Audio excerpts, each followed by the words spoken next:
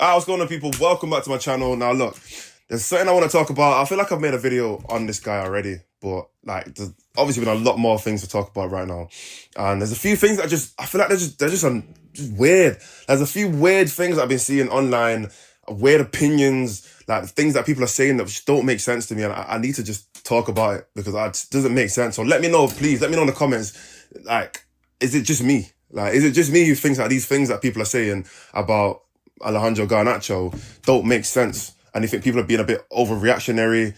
And yeah, I don't know. I just feel like there's a weird kind of divide in the fan base when it comes to Garnacho. So let me know in the comments, what are your opinions on Garnacho? Like, do you think he should stay at United? Do you think he should leave? Do you think he's good enough to stay at United? What's the future for Garnacho? Let me know your opinions on him. And yeah, subscribe to the channel. Let's hit, what are we aiming for now? 10K? Let's try and get 10K subscribers. Yeah, by, I don't know, June or something like that. But yeah, let's get into this video. Now, what I want to talk about first of all is this weird notion that people have, or this weird perspective that fans aren't allowed to support players anymore. Why? What did you grow up supporting football because? Like, what was the reason why you supported football? Was it because of the badge? Like, did you fall in love with the logo? Like, is that why you fell in love with football? You saw the United logo and thought, wow, that's a clean logo. I support United now. No. Did you fall in love with the stadium? I doubt it. maybe back in 2005 or 2000 or whenever this, I don't even know, when you first went to the stadium. But you didn't fall in love with the stadium. Did you fall in love with the manager? Maybe. Alex Ferguson, that's a fair reason to enjoy the club or to be a fan of the club. But most people fell in love with football because of players. You watch certain players, whether it was Rooney, Ronaldo, Van Nistelrooy, or Cantona, or Beckham, or Scholes, or Giggs, or whatever. You watch these players play, and you like the way how they play, so you fell in love with the club. That's why most people fall in love with clubs. The reason why I'm a United fan is, obviously, I'm from Manchester. I'm from Old Trafford. I used to live in Old Trafford, so that is obviously a big reason. And my dad, fair enough. But also, just watching United, watching the way how they played, made me enjoy football. I wanted to watch football more because I was watching the club. I was watching these players. The reason why I'm saying that is, if people have a favourite player that they like, that's not a bad thing. Like, why do people get onto other people for having favourite players and for having players that they want to see or they want to see at the club?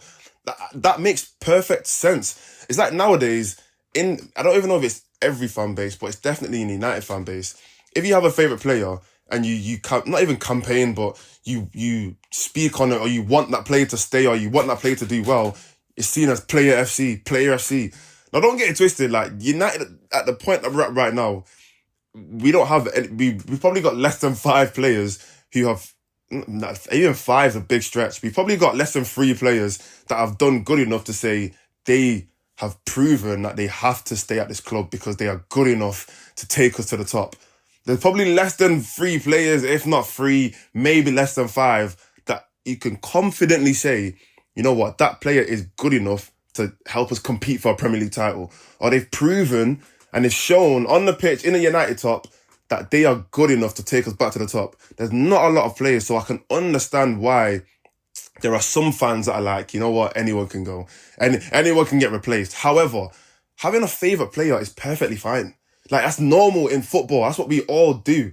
But for some reason nowadays, it's player FC, you can't like a player, etc. And, going back on Garnacho, there's a lot of people who love Garnacho. I'll be honest, I was a huge fan of Garnacho. When he first came in, or when he was coming in, the things that I saw, at the FA Youth Cup, and, when they won in the final, him and Kobe, him coming through the academy, I was excited to see Garnacho. Very, very excited, I'll be honest. In fact, I was more excited to watch Garnacho than I was to see Kobe Mainoo at the time. Because I'd heard a bit about Kobe Mainoo, but I'd heard a lot more about how good Garnacho was. So I was excited to see what he could do. And when he first came into the team, obviously, yeah, he was a sub mainly anyway, so it wasn't like he was doing a lot. But from the little glimpses that I saw of him, I thought, you know what, there is something there. There is something there for the future. I'm not going to do the most and say he's going to be the next Ronaldo, etc. But there's something there for the future. Now, like 2.5 years later, it's like, no, get rid of him. Like, oh, Why would you want to keep Garnacho, etc.? Like the conversation's just completely changed, which I don't know. I just feel like it's a bit too, like people switch very, very quickly, very easily. They switch. I don't even think people are having these conversations about Garnacho last season the way they're talking about him now. You know, and it's perfectly fine. And this is the next point that I want to make. It's perfectly fine to be constructive and have constructive criticism on a player, but also understand that they have talent and they can also progress. Like, a lot of people, they forget that two things can be true at the same time. Like, I've said multiple times on you know, football platforms, Garnacho, he needs to do better in the final third, needs to make better decisions.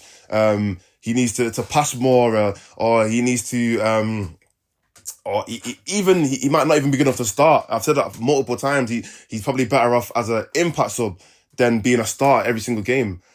But at the same time, Garnacho is also very talented, very, very talented. He's got a lot of potential as a footballer, not even just at United, just as a footballer in general. He's got this ego, and people, sometimes when you say ego and arrogance, they take it as a bad thing, but it could also be seen as a good thing. He's got there's something about him where he wants to be the best. He wants to be better. He wants to prove to people that he is the best player, or he has the potential to be the best player. That's not necessarily always a bad thing. It can also be seen as a good thing. He has that about him. But those two things can be true. You know, it's not one or the other. Like, it's not, it's either he's a bad player and he has to go, or he's good enough to stay. No, they can both be true. They can both be true. Now, I'm kind of ranting today. I'm not gonna lie. I'm a bit, because I just think a lot of the things that I see online are just so dumb. I just think they're so dumb and so weird. Like, you can't be a United fan if you think like that. Anyway, the next thing, similar to what I just said, he can have talent but also be good enough to sell. I think that's another thing that people don't understand. You can be a good player, but you might not be the right player for this system. Now, if he was flipping Lamine Yamal, if Garnacho was Lamine Yamal and he was the best player in the world, arguably, then fair enough. There is no reason, there's no way that you should be selling a player of that talent. There's no way. That kind of talent is generational. That's different level talent. Fair enough. But Garnacho's talent is good enough to play for a team like United. Maybe not good enough to start right now, but he's good enough to be in this team. You know what I mean? But also, because of the way how Almiron wants to play and because of the way how United want to set up, it could also make a lot of sense to sell Garnacho.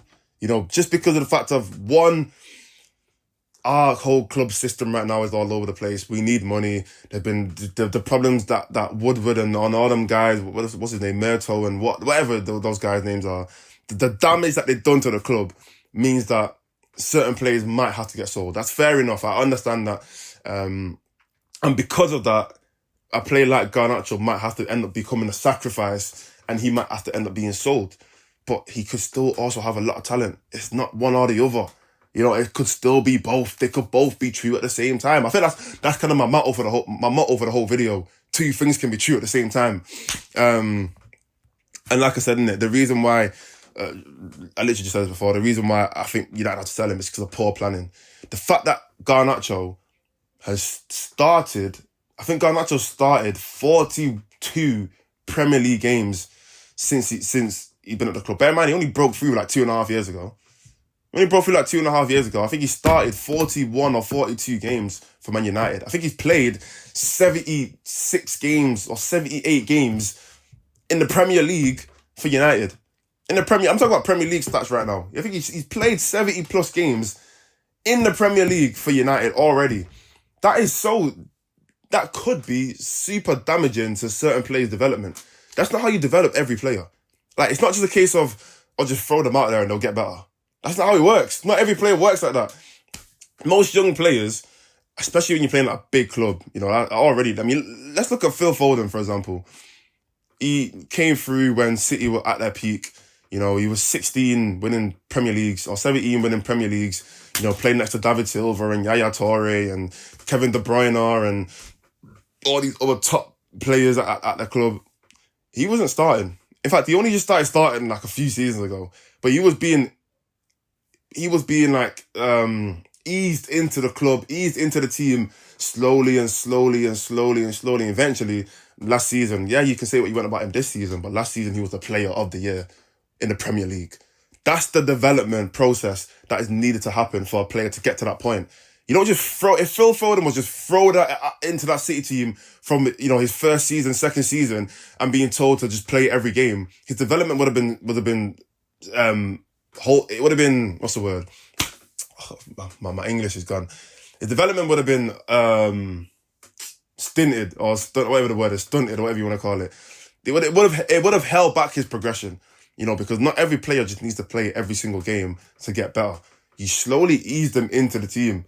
They start one game here, they don't start another game. They don't start another 2 or 3 games. Then they might start this game here, they might start in this cup, or in, Europe, or Champions League, Europa League, whatever, and then they don't start in the Premier League, or they don't, you do it bit by bit. But with Garnacho, he was just thrown at the water, just said, you know what, go and swim. Just threw him in the water and said, you know what, swim, just work, happen, be good. And, now that he's not the player that we thought he was, everyone's like, we need to get rid of him. He's 20 years old, let him sit on the bench. Like, how many 20-year-olds have to start every game? Look at all the 20-year-olds that are at City right now, the 20-year-olds that are at Arsenal, the 20-year-olds that are at Real Madrid, the 20-year-olds that are at Barcelona. There's players by Bayern Munich, there's 20-year-olds all over the world that are not starting consistent games. No one's complaining. Nobody's complaining at all. But when it's Garnacho, it's like, he's not good enough to play for United. No, he's good enough to be a sub for United. He's been a sub multiple times this season and come up with goals and assists. In fact, I think players under the age of 23, Garnacho has the most goals and assists since the start of last season. Like, the numbers don't lie. Like, I know you can talk about stats, they can mean one thing, they can mean something else, whatever. But numbers don't lie. Like, he is putting in, he's got a good output. But anyway, moving on. Other thing that I want to talk about is players succeed outside of this club. And I don't think it's a coincidence that there's so many players that have left United, whether they're young players, older players, etc., and they've done well. People just feel like if a player's not doing well at United at the time, then they're just not a good player. That is the most fickle mindset I've ever heard. Like, sometimes that is true. Sometimes it is. And don't get twisted. There are players that are just not good enough for United. However, there's so many. It's not a coincidence that so many players either leave United and are very good, or before they came to United, they were very good. And when they come to the club, they've regressed and they've their performances have dropped. How many examples can I give? Look, someone like Alvaro Fernandez, a player that didn't even really play for us that much. Now you look at him and I was like, we want to buy him back. Angel Gomez, barely played for us. Now even, people look at him thinking that they want to bring him back. Ilanga, a player that left us. He got some opportunities to play. He left. People didn't think he was good enough. Now people are saying that he probably walk into our team.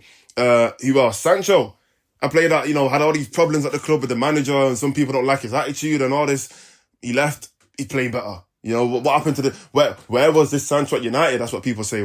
He was here. It was the same guy. He's not got better. He's the same player that he was at United. Who else? The same thing can happen with Garnacho. I could put £1 million. Garnacho in a year's time or in 2 years' time, people are gonna look at him and think, I wish we had that guy at our club. I wish we had him at our club. Where was that guy when he was at United? No, he's still here. That guy Garnacho that we're gonna see in a year's time, 2 years' time, he is at the club right now. We just need to develop him and get into that point here. You know what I mean? McTominay. The McTominay that we're seeing right now is the exact same McTominay that was at United. Now, I don't even think we should bring McTominay back or anything like that. But it just goes to show that it's the same player. He's not learnt new skills. He's not learned how to dribble, learn how to pass, learn how to control the ball. It's the exact same player. But he's left the environment of Man United and he's gone away and he's going to do well. Rashford, I can put £1 million, again. When Rashford leaves, because he's obviously going to leave, when Rashford leaves, in a year's time, maybe not even a year's time, it could be straight away, he is going to be 1,000 times a player that he is right now, or that he's been the past 18 months, that he will be when he leaves. He's going to, not even progress, but he's going to show a certain level of quality. I can promise you, people are going to look and think, Rashford's playing well, again. Or Rashford had another good game, again. Rashford's playing well in the Champions League, again. It's going to happen. We all know it's going to happen. I know there's people out there that don't want it to happen a lot. They really don't want that to happen. But let's be honest, we know that it's going to happen. It's not a coincidence. Players don't play well in this environment, you know, and when you're playing for a bad team with a lot of pressure, it's difficult to play well. There's so much pressure on this United team, and it's not just this team. It's the United teams that I've played over the past 10 years. There's so much pressure for these teams to perform and play well and get back to the top. But they're not good teams. They're poorly managed. They've had poor managers, poor ownership, you know, poor structure, poor training grounds, you know, all of this, poor stadium, all of these things have contributed to it being a poor club or a badly run club. But we expect these players to play well. We expect these players to just be performing like they're the best players in the league. They're not going to do that. They're not going to. It hasn't happened.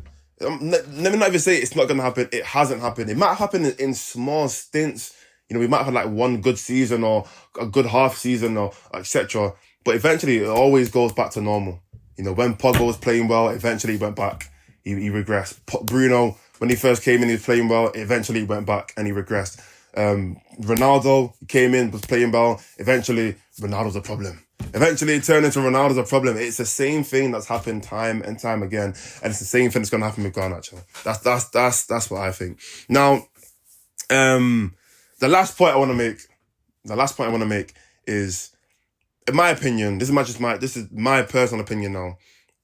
The only problem that I really see with Garnacho, and I said it before, is just the fact that he wants to start or people think he should start. That's my only problem, because like all the constructive criticism that I've given Garnacho, I don't mind it if he's a sub. That's perfectly fine. I'm not expecting him to be the best player in the club. I'm not expecting him to be a top winger. I'm not expecting him to be, you know, a star player for us. I'm not expecting any of that. Yeah, he might have the capability of doing it, but I'm not expecting it. But the reason why I have a problem is because if you are a starter for our club, then now I am going to expect it. Now I'm going to start expecting you to be putting in good performances week in, week out, because you are starting for us. You know how many footballers there are in the world? There's millions of footballers in this country. Forget the world. In this country, there's millions of footballers. Now let's look at the whole world. We're doing tens of millions of players. If you want to start and be one of the 11 lucky players in the world to start for Man United, I'm going to have certain expectations. I know that some people might think that's harsh. It's not. Look at the odds. There's 11 of yous. And there's tens of millions of footballers around the world that could play for United. If you're going to be one of those players that are going to start, I'm going to have a certain level of expectation. And that's why, for me, I just don't want him to start, because when he has that level of pressure and expectation and he doesn't live up to it, now all the criticism's going to come. Now it's like, oh, is he good enough, etc. He doesn't need that. We don't need to subject Garnacho to that. He doesn't need to be part of those conversations of, is he good enough for United? No, just be a sub. Be a sub. Take your time. You know, you don't have to walk into the team. You don't have to. You know, there's loads of, like I gave the example of Foden. I can give the example of even like, you know, I played like Ethan Ranieri at Arsenal. I know he's a little bit younger, but again, he's not going to walk into the team. You know, Ranieri's not going to just be like, oh, I'm a super talented player. I have to be a starter. No, you take your time. Ease into the team. Look at Real Madrid are the biggest club in the world. Yeah, they've got super good players. Endrick was one of the biggest talents ever. Has he walked into that team? No. Has Arda Güler walked into that team? No. You know, even Barcelona has loads of talent. They've got loads of talents over there. I mean, loads of players that don't start. And I could probably name a whole bunch of other players in the Premier League teams that are the same. You don't have to walk into the team if you're talented. You can be a sub. You can learn the game, learn the trade, learn from players around you, and develop that way. And that's my only problem. That's my only thing with Garnacho. If you're a sub, I'm perfectly fine. It's just him being a starter, which adds the pressure, which I don't think he's good enough to do that. But anyway, I've been going for about 20 minutes now. Let me know your thoughts on anything I've said in this video. Like I said at the start of the video, I just think the way people are talking is just super weird, and it doesn't make sense to me, because like you don't even sound like fans anymore. Like they just sound like robots. Like you're not a fan. People sound like the directors of the club. They have no interest in Manchester United. They're just directors. That's what everyone sounds like nowadays. But anyway, it is what it is. United got a game tomorrow, so I'm probably gonna be doing post-match reaction to that game. And yeah,